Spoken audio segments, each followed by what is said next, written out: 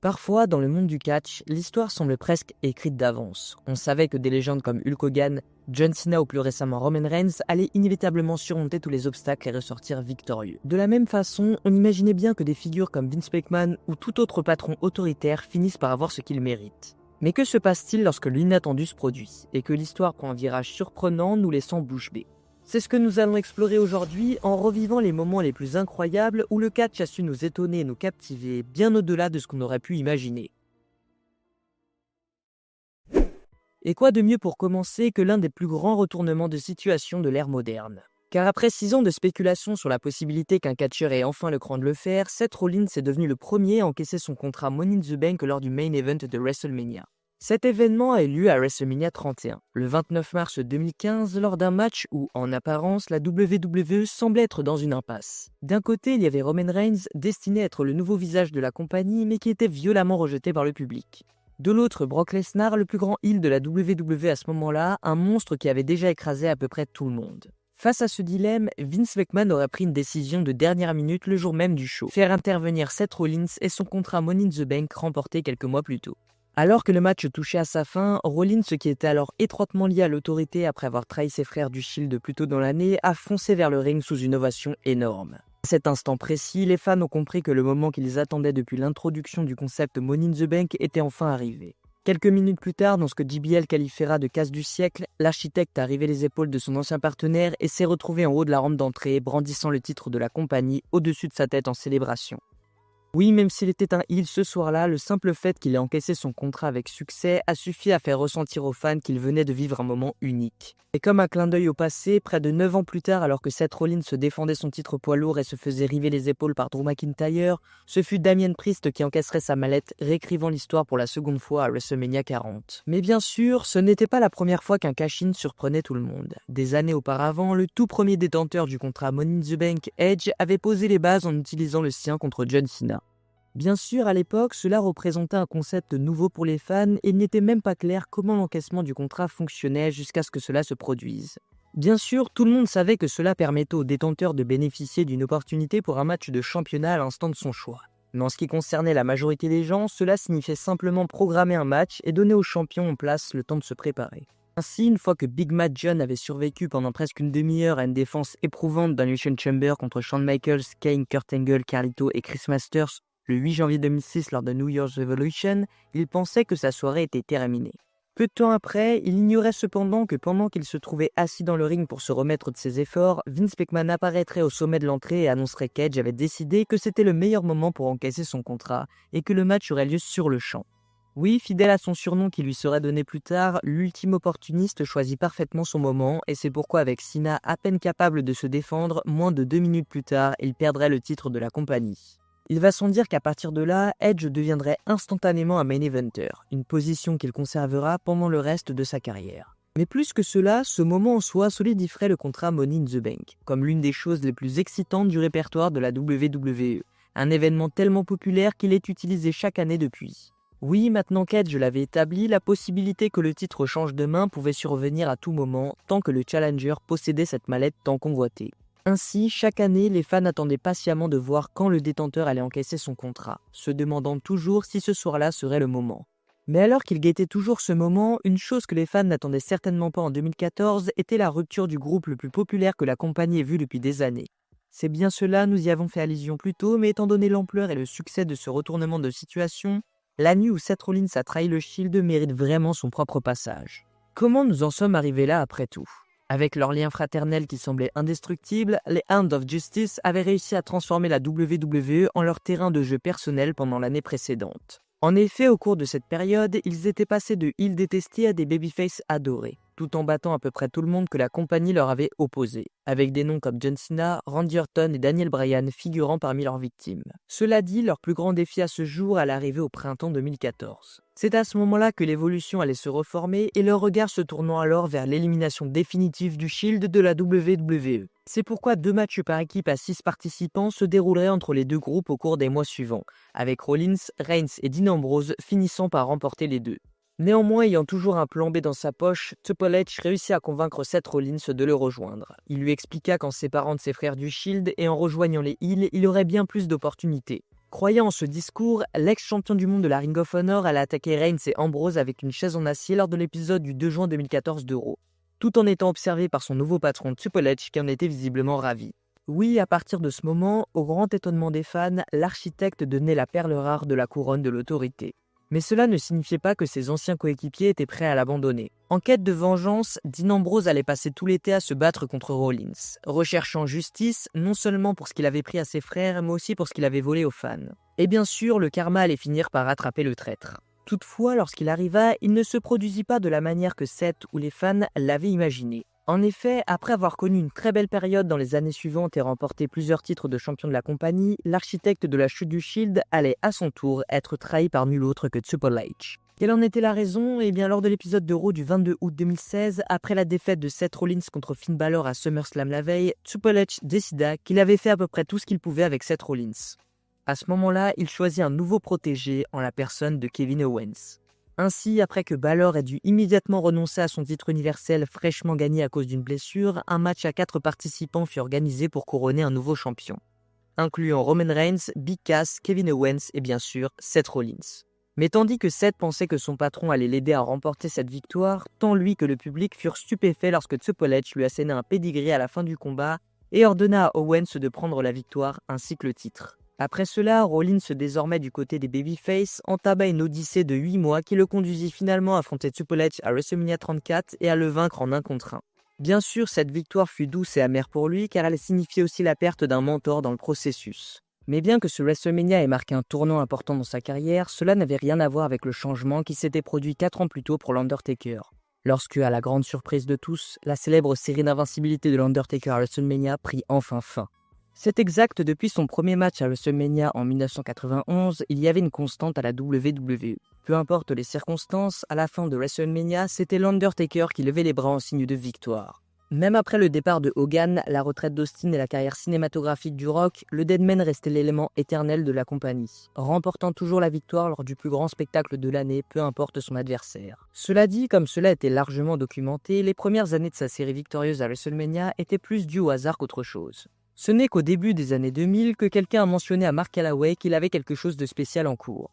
Ainsi, après l'annonce de son match contre Randy Orton à WrestleMania 21 en 2005, la série de victoires de l'Undertaker devint un moment incontournable de chaque WrestleMania, avec un nouveau challenger affamé venant chaque année espérant être celui qui mettra fin à la légende de l'Undertaker. Et bien que le Deadman ait frôlé la défaite à quelques reprises durant cette période, à un certain moment, avec toutes les victoires contre les meilleurs des meilleurs et avec la retraite qui se profilait, beaucoup pensaient qu'il ne perdrait jamais et que sa série d'invincibilité à WrestleMania serait son héritage ultime. Cependant, il y avait un homme qui avait quelque chose à dire à ce sujet. Et cet homme n'était autre que Brock Lesnar, triple champion de la WWE et ancien champion poids lourd de l'UFC. En effet, après avoir pris une longue pause du catch pour conquérir le monde du MMA, la bête serait revenue à la WWE en 2012 avec une nouvelle aura d'invincibilité et de tueur implacable qui émanait de lui. Cependant, même si ce Brock 2.0 semblait plus fort que jamais, peu de gens croyaient réellement qu'il pourrait battre l'Undertaker au moment où leur match tant attendu aurait lieu à WrestleMania 30 le 6 avril 2014. Après tout, si quelqu'un devait mettre fin à une série aussi légendaire, cela avait toujours été supposé être une star montante qui aurait besoin de cette victoire pour passer au niveau supérieur. Mais lorsque la cloche sonna et que Lesnar commença rapidement à dominer, les fans furent un peu surpris, mais restaient néanmoins confiants que le résultat finirait par être favorable à l'Undertaker. Ce n'est qu'après que la bête eut porté 3 F5 sur son adversaire et qu'à la stupéfaction totale de tous qu'il coucha le Deadman au milieu du ring. 1, 2, 3. Oui, cet événement était qualifié de mariage rouge de la WWE en raison de l'intensité de l'instant, avec plus de 75 000 personnes dans l'arène qui restèrent bouche bée pendant les premières minutes après ce qui venait de se passer. Beaucoup ont d'abord cru qu'il s'agissait d'une erreur, mais ce n'est que lorsqu'un graphique est apparu à l'écran avec le score 21-1 qu'il est devenu évident que tout faisait partie du plan. À ce moment-là, la réalité a commencé à s'imprimer dans l'esprit des fans. La série de victoires de l'Undertaker était terminée. Et l'Undertaker lui-même n'était pas immortel, une idée difficile à accepter pour ceux qui avaient grandi en regardant le catch et attendaient avec impatience ce moment réconfortant chaque année. Mais si cela était le plus grand choc pour cette génération de fans, pour celles qui avaient vu les débuts de Mark Calaway à la WWE, le plus grand retournement de situation était tout autre, mais tout aussi sismique. Il s'agissait du moment où, après avoir conservé le titre de la WWF pendant 1464 jours, Hulk Hogan fut finalement battu par André le Géant. Bien sûr, la raison pour laquelle ce moment était si choquant ne résidait pas uniquement dans le fait que le leader de la Hulkamania perde, mais aussi dans les circonstances qui l'entouraient. En effet, ce qui rendait cela encore plus surprenant, c'était le fait que cela impliquait le Million Dollar Man, une chirurgie esthétique et 2 arbitres jumeaux. C'est exact, la surprise ne venait pas seulement de la défaite de Hogan, mais de toute la machination qui y menait. Le rematch entre Hulk Hogan et André le Géant lors de Main Event en 1988 était censé être un moment monumental, et lorsque l'arbitre a compté 3 alors que les épaules de Hogan n'étaient pas au sol, les fans ont immédiatement su qu'il se passait quelque chose de louche. Peu de temps après, il a été révélé que Ted DiBiase était derrière tout ça, avec la chirurgie plastique sur le frère jumeau de Dave Hebner, Earl, pour en faire l'arbitre maléfique, a ajouté une toute nouvelle dimension à l'histoire. Et tout ça avait uniquement pour but de récupérer le titre de la compagnie après que André lui ait remis. Cela a mené à l'iconique tournoi d'une nuit à WrestleMania 4 qui a couronné Randy Savage comme nouveau champion. Ce fut aussi le point de départ de la storyline des Mega Powers entre Savage et Hogan, l'un des plus grands succès de l'histoire de la WWF. Même quand la scène du catch a commencé à perdre un peu de sa dynamique au début des années 90, la nostalgie de ces histoires a permis de garder les fans engagés. Au lieu de cela, cette période a presque donné l'un des meilleurs swerves de l'époque, car c'est en juin 1995 que le Roadie devait être révélé comme étant celui qui chantait With My Baby Tonight de Jeff Jarrett tout du long. Et on dit presque parce que bien que cela ait été teasé pendant des mois avant, les deux hommes quitteraient finalement la compagnie avant que tout cela ne puisse aboutir. Bien sûr, si tout s'était passé comme prévu à l'origine, Double G, qui n'arrêtait pas de clamer qu'il était le meilleur musicien country que la WWE ait jamais vu à ce moment-là, aurait été embarrassé lorsqu'un accident de rideau aurait révélé au public qu'il ne faisait que chanter en playback son single à succès, et que son roadie était en réalité celui qui assurait les vraies voix. Ensuite, les deux hommes se seraient affrontés pendant un moment, avec le roadie maintenant babyface qui aurait vraisemblablement pris le dessus à la fin de l'histoire. Mais si cela ne s'est jamais réellement passé à l'écran, vous vous demandez peut-être pourquoi c'est inclus dans cette vidéo. Eh bien, c'est parce qu'éventuellement cela a été révélé à l'écran. En effet, lorsque le Roadie est revenu dans la compagnie l'année suivante, travaillant désormais sous le nom de Road Dogg Jesse James, il est immédiatement devenu babyface, en annonçant que c'était en fait lui qui chantait la chanson de Jarrett depuis le début. Cela dit, cela ne l'a pas propulsé plus haut que le bas de la carte pour l'avenir immédiat. Non, son ascension n'a réellement commencé qu'en 1997 lorsqu'il a commencé à faire équipe avec Billy Gunn, aujourd'hui passionné de ciseaux, et que les deux se sont appelés The New Age Outlaw, devenant ainsi l'un des moments forts de l'Attitude Era. Et c'est durant cette époque que notre prochaine grande surprise a eu lieu aussi, car après avoir passé ses premiers mois à la WWF en tant que heel détesté, puis s'étant largement fait apprécier en tant que champion des gens arrogants, personne ne s'attendait à ce que le Rock décide de retourner du côté obscur et de rejoindre la corporation. Mais comment cela aurait-il pu se produire? Comme je l'ai dit, à ce moment-là, le grand The Rock venait à peine de devenir babyface, et avec sa popularité croissante au point de menacer même celle de Stone Cold Steve Austin, cela semblait être une idée folle au premier abord. Alors, lorsque le titre de la compagnie de la WWF fut rendu vacant à la fin de 1998 avec un nouveau champion à désigner lors du tournoi Deadly Games de Survivor Series en novembre, il semblait que les deux seules options pour remporter le titre étaient le serpent à sonnette Stone Cold ou The Rock. Et bien que les fans étaient heureux d'avoir l'un ou l'autre comme champion, personne ne s'attendait à ce que ça se passe comme ça. Car après que Stone Cold ait été éliminé en demi-finale, le People's Champion se retournerait contre les gens en s'alliant avec Vince McMahon dans la finale, utilisant cette alliance pour battre Mankind. À partir de là, se redéfinissant comme le Corporate Champion, The Rock refuserait de donner aux fans ce qu'ils attendaient de lui chaque semaine, jouant parfaitement son rôle en devenant l'obstacle final que Stone Cold devait surmonter. Bien sûr, étant donné sa popularité, ce heel turn avait une date d'expiration. Mais cela ne rendait pas son impact moins qualitatif lorsqu'il s'est produit, ni moins digne d'être le moment de clôture du plus grand exploit de Vince Russo en tant que booker. Mais bien que cela ait représenté une rare surprise réussie de Russo, il ne pourrait malheureusement pas en prendre le crédit pour notre prochain point. En effet, lorsque 2002 arriva, il était déjà loin. Alors, quand la guerre fut finie et qu'Eric Bischoff rejoignit la WWE, ce serait entièrement l'idée de Vince McMahon.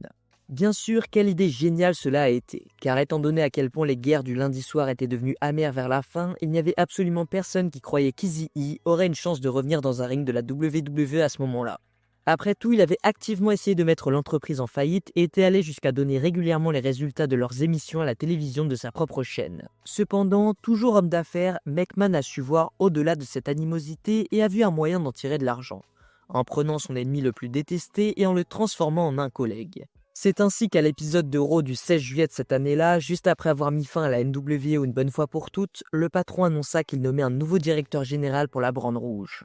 Et puis quelques secondes après cela, il a été révélé que Bischoff lui-même serait le directeur général, ce qui a conduit à une scène que la plupart des fans pensaient ne jamais voir, à savoir que Bischoff et McMahon s'enlaceraient au sommet de la rampe. Sérieusement, si vous étiez un fan de catch à la fin des années 90, c'était l'équivalent de voir Batman et le Joker devenir soudainement les meilleurs amis du monde. Il va sans dire que tout le monde devant son écran était choqué et il l'était encore plus au fur et à mesure des semaines lorsque cela devenait évident que Bischoff ne partirait pas.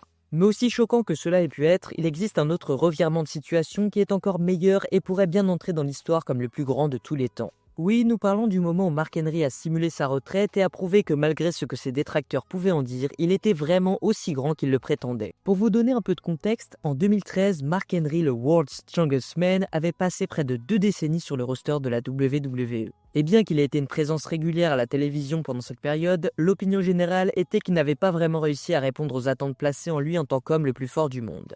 Certes, il avait une période réussie en tant que champion du monde poids lourd avec son personnage de Hall of Pain en 2011 et 2012, mais après cela, il était supposé ne plus avoir grand-chose à offrir. Donc lorsqu'il est apparu lors de l'épisode de Raw du 17 juin pour annoncer sa retraite du ring, la plupart des gens l'ont pris au pied de la lettre.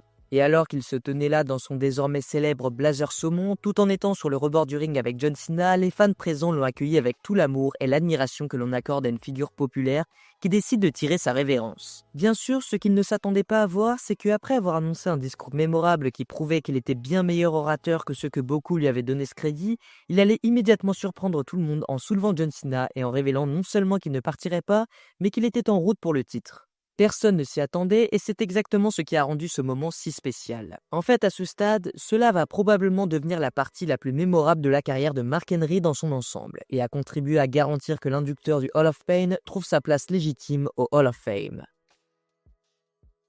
Nous arrivons désormais au dernier et non des moindres, des moments choquants dans l'industrie du catch, car personne ne s'attendait à ce que la veille de WrestleMania, John Cena se révèle sous un nouveau jour en effectuant un heel turn sur Cody Rhodes.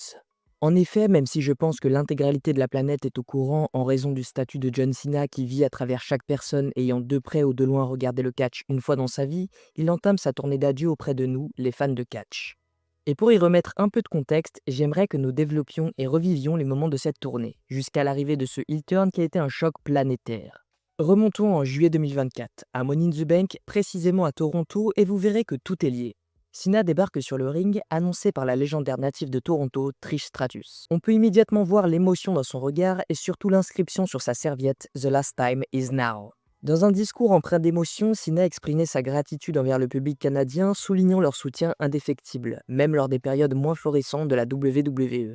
Il a annoncé que bien qu'il se retire progressivement, il entreprendrait une tournée d'adieu en 2025, annonçant qu'il clôturerait sa carrière après celle-ci sous l'effroi total des fans présents dans l'arène ou devant leurs écrans. Il a ajouté que cette tournée comprendrait sa participation au tout premier épisode de WWE Raw sur Netflix en janvier 2025, suivi de ses derniers matchs au Royal Rumble, à Elimination Chamber et culminant le tout à WrestleMania 41 qui serait son dernier WrestleMania avant de mettre fin à sa carrière à la fin de l'année. Cena invite donc les catcheurs intéressés à le défier lors de cette tournée, offrant aux fans une dernière chance de le voir en action. Nous arrivons donc au premier épisode de Netflix, premier jour de la tournée d'adieu du Marine. Ce jour-là, il n'offrira rien de croustillant, à part le fait qu'il annonce sa participation au Royal Rumble et annonce officiellement qu'il compte bien remporter un 17e et dernier titre au sein de sa carrière, nous donnant tous rendez-vous au Royal Rumble pour la suite de sa tournée. Le jour J, Cena entre en 23e position, une véritable chance d'être parmi les derniers et de décrocher sa dernière chance d'obtenir son ticket pour WrestleMania. Le match se passe bien pour le favori des fans et il arrive même en finale face au phénomène Jey Uso. Mais malheureusement, ce dernier l'élimine pour remporter la victoire, laissant Cena sur la touche. Mais rien n'est encore fini pour le 16 fois champion du monde, car il annonce qu'il entrera dans la cage de l'Elimination Chamber, afin d'obtenir une réelle dernière chance d'obtenir un titre et qu'il ira main eventer WrestleMania. Il annonce de manière surprenante de sa part, de toute façon, it's the best for business. Une phrase passée inaperçue à ce moment-là, mais qui est assez contraire aux agissements habituels de Cena, qui a toujours dit qu'il devait mériter ses chances.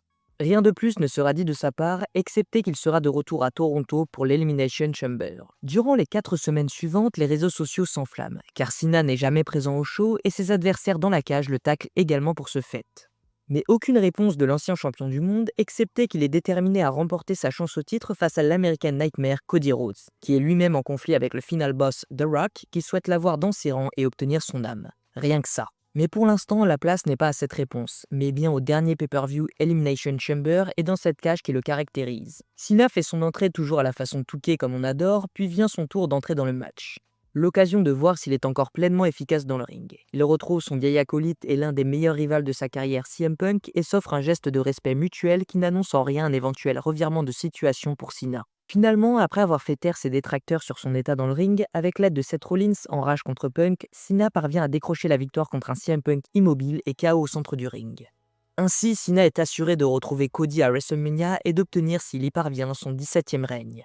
La cage se relève et le champion indiscuté fait son entrée, venant féliciter notre héros d'enfance, mais la musique du rock retentit. Il vient chercher sa réponse auprès de Cody, mais ce dernier ne lui offrira pas ce plaisir d'avoir son âme, car il l'a donné aux fans il y a bien longtemps. Mais Rock est le final boss, et à l'image d'un Triple H en 2014, il y a toujours un plan B. Et ce ne sera absolument pas celui qu'on attendait. Car après avoir envoyé promener le Samoan, Cena vient féliciter Cody. Et dans le dos du champion, le Rock fait un signe à Cena qui change tout à coup de visage et inflige un low blow au champion sous une réaction monumentale dans l'arène et chez nous derrière nos écrans. Car après 23 ans de carrière en tant que face et visage de la compagnie, Cena vient de tourner heel, lui qui portait encore ce soir l'inscription sur sa manche Rise Above 8. Il rejoint le Rock à bord et compte bien atteindre son objectif en s'assurant de ne rencontrer aucun obstacle sur son passage afin de remporter son 17e titre. Ce soir-là, le Final Boss n'a pas récupéré l'âme qu'il souhaitait, mais l'âme qui était la plus désespérée, ce qui en fait une force inégalée. Et voilà, nous en sommes là avec toutes ces théories et signes que l'on a pu observer au fil des mois et des apparitions du Rock. Tout semble se connecter désormais. Les signes de main du Rock, sa bipolarité dans ses promos, tout peut être envisagé à ce stade. J'ai hâte de voir la suite des événements et ce que nous a préparé l'équipe créative de la WWE qui ne cesse de nous régaler depuis maintenant plus de 3 ans. Ainsi se conclut cette vidéo. On pourrait répertorier en plus de tous ces moments inattendus vus dans la vidéo, des événements complètement fous, comme l'arrivée de Hogan au Bash 96 pour former la NWO, ou encore Steve Austin qui s'associe à Vince McMahon à WrestleMania 17. Mais en finalité, ce heel turn, et qui plus est le heel turn de John Cena, reste à ce jour le mouvement le plus inattendu de l'histoire de cette industrie. Et voilà les gars, j'espère que la vidéo vous a plu. N'hésitez pas à liker, commenter et partager, c'est très important. Et d'ici là, je vous dis à la prochaine pour une autre histoire. C'était Vince encore une fois. Merci à tous.